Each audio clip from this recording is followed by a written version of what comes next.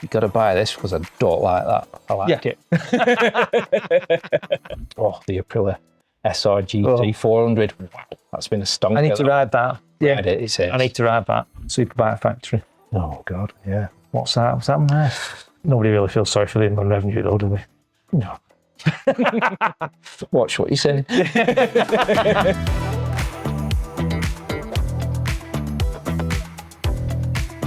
Yeah, just a bit of an update and see where we're at with things really. What have we been doing? We've got loads to do, yeah. We've got Red Bike Night next week. Next week we do that. Weather dependent. Yeah, it's been spot on. See a lot of faces. And good event that, yeah. I went up to the car event because I've never been and just have a look at that. And that's just a different, I mean, you're just into bikes, you're into cars, you're into everything like you. So that was really good as well. It's usually the same kind of people, isn't it? Very similar, yeah, very similar. And interesting to look at. But the bike, the atmosphere, probably more people, more buzzy, more engines, ain't more you? energy. Exhaust and people talking and smells stuff. and two strokes and stuff like that. Sensory overload. Yeah. It looks to me, and I could be wrong, but it just looks to me like, you know, I've had a bike in my garage for years. I didn't use it maybe last summer, summer before, but this year I've got it out and I'm going to have a ride. I was on the A59 the other day and a beautiful RD 350, probably about a YDS model, so an earlier one. Went round the roundabout, little trailer two-stroke behind it. Yeah, I took window going. Smell it. And having a right good sniff of that. Yeah, and it was just good to see. And I sort of remember that bike, you know, those sort of bikes. We broke loads of those when they were breaking bikes. And you just see it. It's a shame in it what we did, but you know, you sort of see it there and you think, wow, what a bit of kit, like, you know. It's cool, and you don't realise what you've got until it's gone.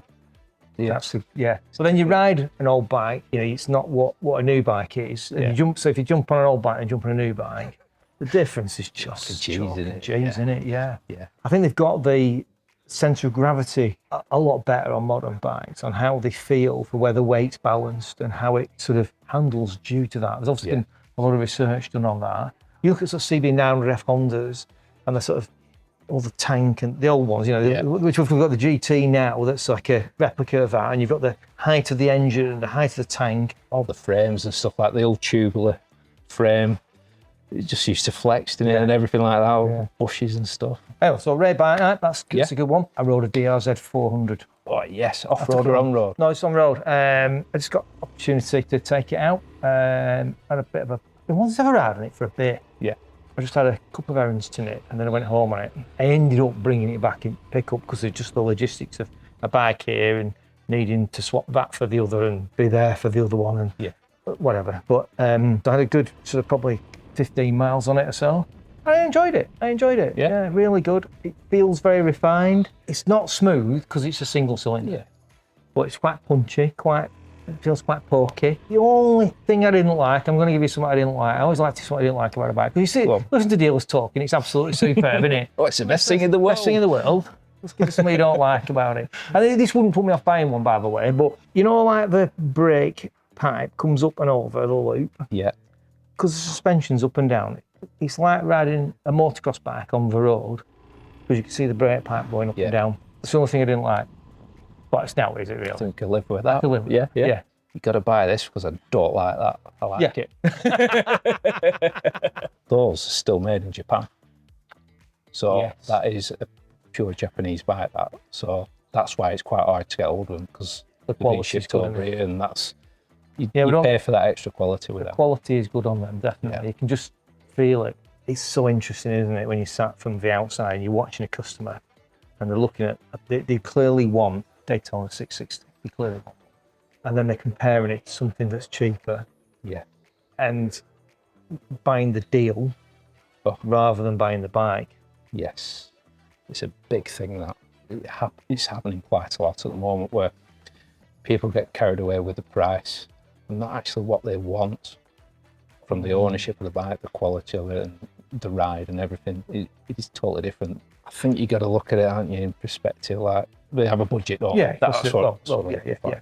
Well, some do, some don't.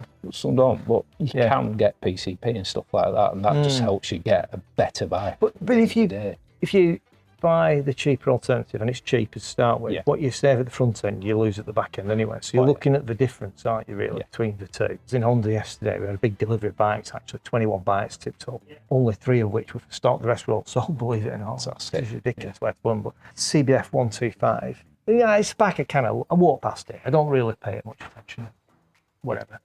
I looked at it, I moved one about, and I looked at it and I thought, this is what, 3,300 quid, something like that. Adam was discussing one at sales meeting this morning that's been dropped on both sides, done 28,000 mile, and I think we're giving him 800 quid for it. Yeah, it's still worth something. It's still worth something, and it'll sell in the trade for 800 quid. Yeah. So somebody will then probably tidy it up, probably put it on eBay, whatever, sell it for 1,200, 1,300 quid, whatever.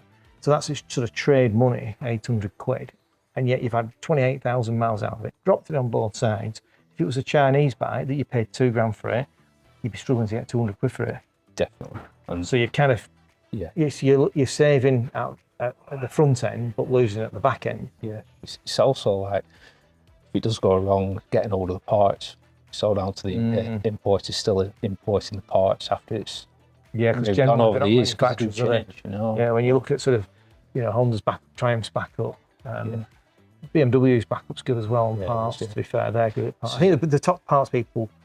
Suzuki's brilliant. They are. Got the classic back parts. So they're still produced. The manufacturers that are car brands behind them have the infrastructure. Oh, yeah. And I would say Triumph's is incredible for a bike manufacturer because they haven't got the car infrastructure. Yeah. But, very rarely they're stuck for a part, and very rare we can't get one or do something and get an ETA or whatever. They're very good. What you'll probably see over the coming couple of years is the level of tech on certainly the European stuff like the Triumphs, the BMWs, the Ducatis and like that will probably lift up another level so that there's a difference between the two. I think you can see that already. I think it's a good thing because it's just pushing the market. Because otherwise it would just be stagnant. Yeah, of course it is. So this is good. It's making everybody just think about it, isn't it? It's a bit we need to react on this. A bit of disruption. Make them better. Yeah. So everybody benefits from this. Yeah, that's the key to it, isn't it? It's good. Yeah. So what else you want to speak about? I can't remember now. New registrations, September 1st, 76. 76. So some of that. Yeah. Can't remember that. There's some like better than what we're having now, but it was very good. Yeah, fantastic. 76. We've got quite a few of those. We've got quite a few bits already sold, haven't we? I know we're waiting for that Suzuki SV7. Yeah, we've got quite a few of them. Order. Yeah. They're going to come September anyway. So quite a few bits already for GSX-Rs coming. Got a few Street Triples, Tigers. They're all in the back burner waiting to go. Which is good. Yeah. That's got a few scooters as well, actually. Yeah. Oh, the Aprilia SR GT 400. Wow, that's been a stonker. I need to ride that. Yeah. Ride it, I need to ride that. Yeah, definitely. Everybody that rides it says it's amazing. Yeah, it's really good riding position. So it's upright. And, there's not one person ridden that bike and gone. In fact, I think every demo they've had bought one. Yeah, they have. Yeah. And it's weird because people are like, it's a scooter, but I love a scooter. I love an auto, big auto, 300-400cc. You can get it on the motorway apparently, and 70 mile an hour. You can back roads, bit of everything you need. Yeah, everything you need. Fantastic. We've got a guy training RS3000 for one today. No way. Yeah, he just wants something to relax on, just use and he'll be able to use that probably. Use it more, won't he? Yeah, be good that definitely. Superbike factory. Oh God, yeah. What's that? What's happened there? It's a shame, isn't it? It's terrible. Terrible. Shame. It's not good for anybody who's deposited or sort of halfway through a transaction. And I've got a bit of advice on that, which I'm going to spill. We're a couple of people, I just have to happen, so I'm a bit nervous about transferring this money or doing whatever. And the advice, dead simple really, if you are, I'm not talking about buying a bike off us because we're well funded, we're not going to go anywhere. But if you're not just sure what you're doing, you're buying a bike off a dealer, just put a bit of it on a credit card. Put 500 quid on a credit card, then you're protected. Yeah. Or on a bit of finance, and you're protected by the finance company. Whereas, and obviously, if you put your 100 quid deposit down and they go bankrupt overnight, then you're probably going to lose your 100 quid. But you can probably, most people, I think, it's not going to, if you're that stretched that the 100 quid's going to kill you, then you shouldn't be buying a bike. Well, you probably shouldn't be buying a bike, should you? So, yeah. But if you put 100 quid down, reservation fee, reserve the bike, and then put a bit on, put the rest of the deposit on a credit card, and maybe put some of it on finance, and then transfer on the day, or the day before. Quite often we want it the day before to make sure that it's cleared. Then at least if everything does go wrong, you're covered by the credit card transaction and the Consumer Credit Act. Yeah, it's just a bit of advice. I mean, just anything, yeah. you know, that's a bit of wisdom from up here. If you know, it makes you realise that there is some way of getting some protection. Yeah. But I think that's going to take some unravelling, if I'm 100% honest with you. We've got a bike of theirs at Manchester that's in for a recall. We've written to them, sent them an email, told them we've got it. Obviously, it's the administrators now. And that's nearly 2 weeks tomorrow, isn't it, since they went bust. And nobody's contacted us about it. I mean, somebody will contact us about it. It's obviously either somebody's bike or it's their bike. I don't know which. Might be a customer's bike, might be their bike. I've no idea. But it's in for a recall, and we haven't heard a dicky bird. So we will, I'm sure, but just takes time. It's going to take time. Big job. Sheer amount of stock. Just working out who owns what, you know. Yeah. It's a big job. Big job. I feel sorry for the guys who've lost their jobs and stuff like that. It's not good for them, is it? It's not good for them. It's not good for anybody. Nobody really feels sorry for the inland revenue, though, do we? No. Watch what you say. No, but I mean, joking apart, it's they'll take the money first. By the way, they'll get everybody else's back of the queue. Yeah, back of the queue. Anyway, I'm not going to go into the business model and why it's gone wrong, because everybody's got their opinion on that, and I don't think really any of us will 100% know till you see absolutely the facts. But it just looks like they've overstretched themselves, doesn't it? Really? Yeah.